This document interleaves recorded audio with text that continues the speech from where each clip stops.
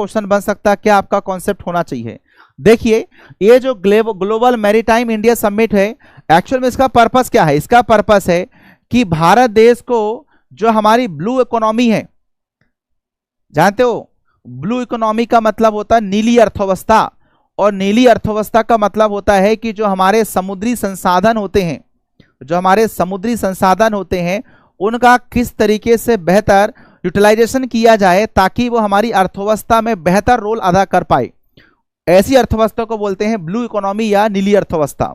तो जब भी आपको ध्यान आएगा भैया नीली अर्थव्यवस्था का मतलब है समुद्री संसाधनों का बेहतर दोहन करना है। अब चूंकि आप जानते हो भारत देश के अगर नीचे के देखेंगे तो 9 राज्यों का जो तट है, कोस्ट लाइन है, वो समुद्रों से लगी हुई है। तो यहाँ पर आपको देखेंगे तो अलग अलग राज्यों में बेहतर बेहतर आपको पोर्ट देखने को मिलेंगे, और यहाँ पर विशेष तौर पे आपको अन्य देशों के माध्यम से कनेक्टिविटी आपको बेहतर तरीके से मिलती है। और एक और बात मैं आपको बताना चाहता हूं कि जो हमारे यहाँ पर ट्रांसपोर्ट होता है, हमारे यहाँ पर वाटर ट्रांसपोर्ट हो या एयर ट्रांसपोर्ट हो या फिर आपका रोड रेल ट्रांसपोर्ट हो, इन सभी ट्रांसपोर्ट में सबसे कम कॉस्ट जो आता है, सबसे कम खर्चा जो आता है वो वाटर ट्रांसपोर्ट से आता है। मतलब जली परिवहन के माध्यम से जब लॉजिस्टिक को लेकर आया जाएगा या विदेश भेजा जाएगा तो इनका कॉस्टिंग लागत जो रहती है, जो आने जाने की जो लागत रहती है, ट्रांसपोर्टिंग लागत, वो काफी कम आती है अन्य की तुलना में।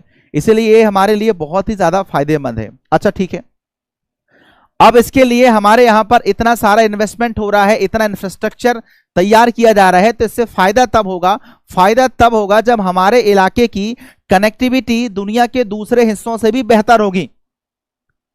और हमारे यहाँ पर कनेक्टिविटी बढ़ाने पर विशेष जोर दिया जा रहा है। तो आप देखेंगे इसी के चलते यहाँ पर एक ग्लोबल समिट होता है, ग्लोबल मैरीटाइम समिट होता है, जिसमें दुनिया के अलग अलग अर्थव्यवस्था के देशों को, वहाँ के जो इंडस्ट्रियल रिवॉल्यूशन लाने वाले जो प्रमुख वहां पर उद्योगपति रहते हैं उन लोगों को, साथ में फाइनेंस जगत के लोगों को, ताकि वही इन्वेस्टमेंट करते हैं।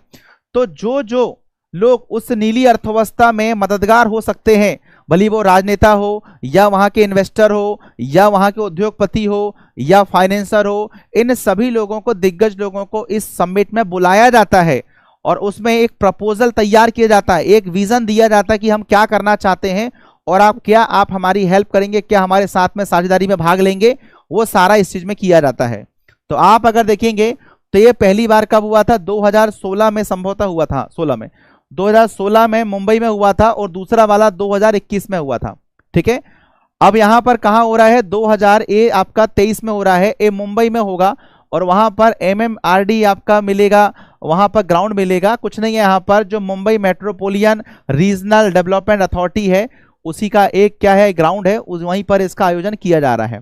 ठीक है, और ये किसके लिए है? नीली अर्थव्यवस्था पर क्या करना है, यहाँ पर विशेष तौर पे लॉन्ग टाइम हमें यहाँ पर डेवलपमेंट का काम करना है, ब्लू इकोनॉमी में करना, मैंने बता दिया आपको। अच्छा, एक बात समझो कि ये वर्तमान में अभी चर्चा में क्यों रहेगा, जरा समझना। यहां से एग्जाम में क्वेश्चन बनने की क्या ज्यादा संभावना है? बिल्कुल है। क्यों? अभी हाल ही में आप लोगों ने देखा कि हमारे यहाँ पर जो G20 का शिखर सम्मेलन हुआ था, G20 शिखर सम्मेलन में एक महत्वपूर्ण निर्णय लिया गया था, वो ये था कि भारत को किस तरीके से मिडिल ईस्ट में, अर्थात जो मिडिल एशिया वाला इलाका है वो, और यूरोप के साथ में किस तरीके से बेहतर कनेक्टिविटी प्रोवाइड किया जाए। अभी तक आप जानते हो एशिया महाद्वीप में ये सारा कनेक्टिविटी का जो काम कर रहा है वो चाइना कर रहा है, और चाइना का आप लोग जानते हैं यहाँ पर जो वन बेल्ट वन रोड वाला इनिशिएटिव है, या बोलेंगे आप इसको वीराई इनिशिएटिव है, उसमें सीपेक भी आप लोग अलग जानते हो, चाइना पाकिस्तान इकोनॉमिक कॉरिडोर, इसके माध्यम से एशिया और यूरोप को क्या कर रहा है, ये अपने पूरे एक कनेक्टिविटी के जाल में बिछा रहा है, उसको कनेक्ट कर रहा है। तो भारत देश ने इसी चीज को काउंटर करने का प्रयास किया, और भारत देश ने एक बहुत ही जबरदस्त रूट को प्रपोजल किया, और बाकी देशों ने एक्सेप्ट भी कर लिया, और वो चूंकि चर्चा में है और इसी मैरीटाइम में उस चीज को फिर से प्रपोज किया गया है, किया जाएगा, तो निश्चित तौर पर ये समिट बहुत इंपॉर्टेंट हो जाता है एग्जाम के दृष्टिकोण से। तो जरा समझना, यहां पर जो मैं आपको फैक्ट बताऊंगा वो जरूरी है। देखो यहां पर आप देखेंगे जो टूना डेकरा डीप है, एक्चुअल में टर्मिनल है, ये मुंबई में एक टर्मिनल बनाया जा रहा है, और इस टर्मिनल का मतलब होता है कि यहां पर कनेक्टिविटी बनाई जाए, जो दूसरे देश से हमारे यहाँ पर जहाज आते हैं, हमारे देश के जहाज जो जाते हैं, इनके लिए क्या बताइए, प्रॉपर टर्मिनल बनाया जाएगा। टर्मिनल का मतलब है कनेक्टिविटी बनाने के लिए एक स्थान, ठीक है। तो यहाँ पर टूना टेकरा जो टेकरा द्वीप है ये बहुत ज्यादा मतलब डीप है, ये बहुत इंपॉर्टेंट है, इसी को ध्यान रखना। डेवलप करने की बात आ रही है, एक टर्मिनल को डेवलप करने की बात आ रही है। लगभग इसमें 45,000 करोड़ रुपए मतलब 4500 करोड़ रुपए खर्च करके क्या किया जा रहा है, इसको डेवलप किया जा रहा है टूना टेकरा द्वीप को। अगर आपको ध्यान रहेगा तो एग्जाम में अगर आएगा कि टूना जो टेकरा द्वीप है वो क्या है, तो याद रखना टर्मिनल है, ठीक है। एक बात, दूसरी बात करें तो यहां पर जो हमारे यहां पर भारत मध्य पूर्व यूरोप गलियारा है, इसमें इसका विशेष योगदान रहेगा, इसी के लिए इसको बहुत ज्यादा डेवलप किया जा रहा है। कि भारत देश ने अब इतना बड़ा प्रोजेक्ट लॉन्च किया हुआ है मिलके, तो भाई उसके लिए बेहतर तैयारी होनी चाहिए ना। तो यहाँ पर भारत क्या कर रहा है, मध्य पूर्व यूरोप के साथ में कनेक्टिविटी करने के लिए एक गलियारा बना रहा है। इस गलियारा के बारे में आप एक बार देख लीजिए, ये है गलियारा। इसका प्रपोजल किया गया था अभी हमारे यहाँ पर G20 समिट के दौरान। कैसे कि भारत देश में यहाँ पर मुंबई हुआ, कांदला हुआ, इन पोर्ट से किस तरीके से यहाँ पर संयुक्त अरब अमीरात, ठीक है, इसके ध्यान रखना, यहाँ पर इस हिस्से को कनेक्ट करना है। फिर आप जानते हैं सऊदी अरब के कनेक्ट करना है। इसके बाद आप देखेंगे इस पूरे इलाके को कनेक्ट करते हुए यहाँ से ले जाना है। और फिर आप जानते हैं यहाँ पर ये जो इजराइल है, जो यहाँ पर आपको हाइपा इलाका मिलेगा, यहां से होते हुए फिर क्या होगा यहाँ तक, ठीक है, एक ग्रीस तक जाने का है। और यहां से फिर क्या हो जाएगा, पूरा यूरोप क्या हो जाएगा, कनेक्ट हो जाएगा। तो आप यहां पर देखेंगे मुंबई से लेकर संयुक्त अरब अमीरात तक एक क्या होगा, वाटरवे के माध्यम से। यहां पर आप देखेंगे रेल रूट के माध्यम से, यहां पर फिर वाटरवे के माध्यम से इनको आपस में क्या हो रहा है, जोड़ रहे हैं। तो आप जरा समझते हैं कि ये पूरा भारत का जो कनेक्शन रहेगा वो यहां से भी हो जाएगा। अभी तक भारत देश क्या करता है, अपना केवल जल परिवहन के माध्यम से यहां से क्या करता है, इन खाड़ी देशों से तेल बुलवाता है, तेल का आयात करता है, लेकिन अंदर प्रवेश नहीं करता है। अंदर प्रवेश करने के लिए ये रास्ता बहुत इंपॉर्टेंट रहेगा। अब इस रास्ते से वो यहां तक इजराइल तक पहुंचा देगा सामान को, फिर यहां से अपना फिर से वाटरवे के माध्यम से अपना सामान यूरोप तक भेज देगा। तो बहुत ही अच्छा कॉरिडोर प्रपोज किया गया है, इसी को लेकर अब काफी चर्चा में है और फिर से इस पर डिस्कशन किया जाएगा, ठीक है। तो इसमें से क्या क्या इंपॉर्टेंट बातें हैं जरा समझना है कि इस रूट में कौन कौन से रूट शामिल है। तो इसमें सी रूट शामिल है और रेल रूट शामिल है। सी रूट ये है और ए भी सी रूट है, ए बाकी अंदर का क्या है, रेल रूट है। अच्छा चलो, इसमें कौन कौन देश निवेश कर रहे हैं, इसमें कौन कौन देश निवेश कर रहे हैं, तो ऐसे देश भी आपको देखने को मिलेंगे जिनसे इस कॉरिडोर का उनको विशेष फायदा नहीं है, लेकिन फिर भी वो इसमें जुड़ रहे हैं, इन्वेस्टमेंट कर रहे हैं। वो है अमेरिका। अमेरिका बताओ यहाँ नक्शे में दिख रहा है क्या, नहीं दिख रहा है, लेकिन आप जानते हो अमेरिका के यहाँ पर बहुत सारे क्या मिलेंगे आपको, यहाँ पर स्ट्रेटेजिक पॉइंट मिलेंगे, वहां पर भी सप्लाई करने के लिए उनके लिए बड़ा जरूरी है, इसलिए अमेरिका भी क्या हुआ, इस प्रोजेक्ट में शामिल हुआ है। तो ध्यान रखना है इसमें कौन कौन शामिल हुआ है। तो यहाँ पर भारत तो है ही, अमेरिका भी शामिल है, सऊदी अरब है वो तो है ही रहेगा, संयुक्त अरब अमीरात भी रहेगा, यूरोपीय संघ भी शामिल है, और इटली, फ्रांस और जर्मनी इनको भी सपोर्ट मिलेगा, तो ये भी शामिल है, ठीक है। ये ध्यान रखना है। कौन कौन से बंदरगाह जोड़े जाएंगे, तो आप जानते हो जो मुद्रा बंदरगाह है गुजरात का जोड़ा जाएगा, कंदला बंदरगाह गुजरात का जोड़ा जाएगा, जवाहरलाल नेहरू पोर्ट जो है ये नवी मुंबई का जोड़ा जाएगा। इस तरीके से मैंने बताया गुजरात और ये मुंबई के जो पोर्ट है इन्हें जोड़ा जाएगा, ठीक है। चलो, ये थोड़ा सा आपको पता होना चाहिए।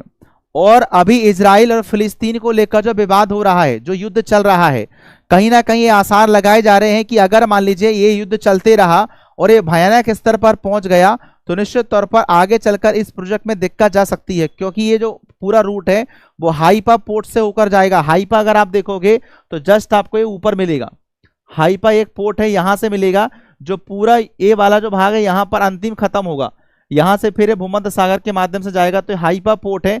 और इसी हाइपा की लड़ाई में आप लोग जानते हो कि भारत देश के सैनिकों ने इसमें भाग लिया हुआ था, बहुत एक फेमस युद्ध है हाइपा का। तो ये जो हाइपा है वो कहां पर आता है, इजराइल में आता है। और आप जानते हैं अभी इजराइल और फिलिस्तीन के बीच में तेज घमासान चल रहा है। अगर यहाँ पर हमास के लोग हैं, अगर इस क्षेत्र में बाद में जाकर दिक्कत करेंगे, क्योंकि निश्चित तौर पर अगर हमास और इजराइल के बीच में अगर ऐसा ही तनाव बना रहा तो आने वाले दिनों में इस प्रोजेक्ट में शंका ये बताई जा रही है कि अगर इस क्षेत्र से मान लो रूट हमारा गुजरेगा तो ये हमास के क्या है, अब तो उनको जानते हो रॉकेट दाग लेते हैं कभी भी वो। आप जान रहे हो कि हमारे इजराइल के पास भैया आयरन डोम है, इजराइल के पास आयरन डोम है, दुनिया के 3 डिफेंस सिस्टम सबसे ताकतवर माने जाते हैं। डिफेंस सिस्टम का मतलब ऐसा होता है बच्चों कि मान लो अगर कोई व्यक्ति मिसाइल छोड़ दिया है, कोई देश ने आपके ऊपर मिसाइल छोड़ दिया है, अब वो मिसाइल अगर नीचे आके गिरेगी तो बार हेड में बहुत सारा बारूद लेके आती है, वो जैसे ही नीचे गिरती है तो बहुत बड़ा ब्लास्ट होता है, उससे बहुत सारा नुकसान होता है। लेकिन अगर क्या करें, उसी मिसाइल को अगर हवा में ही नष्ट कर देते हैं तो फिर नीचे केवल मलबा गिरता है, वो नुकसान नहीं करता ज्यादा। इसलिए यहां पर एक डिफेंस सिस्टम ऐसा होता है कि सामने वाला क्या करता है, जो रॉकेट लॉन्च करता है तो हमारा क्या करता है, रडार सिस्टम पहले उसकी ट्रैकिंग कर लेता है, पड़ताल कर लेता है कहां पर है, और यहां से फिर क्या करता है, एक मिसाइल दागता है और मिसाइल जाकर उसको हवा में उसको टकरा जाती है, उसको वहीं पर ब्लास्ट कर देती है। तो जब नीचे गिरता है तो विस्फोट नहीं होता है। तो ये होता है आपका डिफेंस सिस्टम। तो आप जानते हो रसिया का सबसे बेहतर डिफेंस सिस्टम है S-400, वो S-400 डिफेंस सिस्टम को इंडिया में भी लिया हुआ है, ठीक है। इसके अलावा आप देखेंगे यहां पर अमेरिका का एक डिफेंस सिस्टम है थार्ड, नाम सुना होगा अपना थार्ड, और इजराइल का डिफेंस सिस्टम है यहां पर आयरन डोम। आयरन डोम होने के बावजूद भी आप लोग जानते हैं कितनी सारी मिसाइल जो है वो उसने दाग दिया है, कितने सारे रॉकेट जो है वो वहां दाग दिया है, समझ रहे हो। इतना इंफ्रास्ट्रक्चर होने के बाद भी इजराइल की आज हालत खराब है।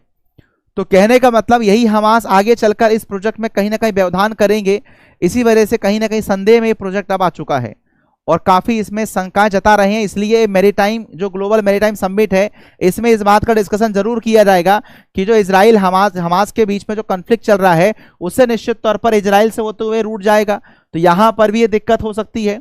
तो कैसे इसको मैनेज किया जाए, इस बात पर भी यहां पर चर्चा होगी। चलो, उम्मीद करता हूं आपको बातें समझ में आ गई होंगी। जो एग्जाम के पॉइंट ऑफ व्यू से जितनी मैंने बात बोला इतना सफिशियंट है, आएगा पेपर तो इसी में से आएगा। चलिए